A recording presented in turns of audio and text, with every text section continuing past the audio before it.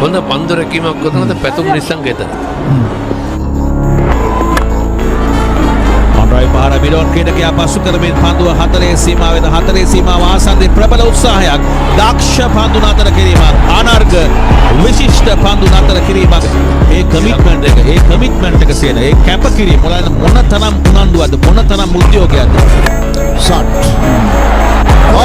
දක්ෂ පන්දු රැකීමක් විශිෂ්ට ගණයේ පන්දු රැකීමක් උඩ පන්දුවක් ඇටියට රැක ගැනීමට නොහැකි වුණත් අනිවාර්යයෙන්ම ලකුණු 6ක් වටා දෙනමින් ලකුණු දෙකකින් තරඟ මම හිතනවා ක්‍රිකට් කරන සේවාව ඉතා දක්ෂ පන්දු රැකීමක් නියත වශයෙන්ම ලකුණු 4ක් බලකොල්ල ලැබුවා.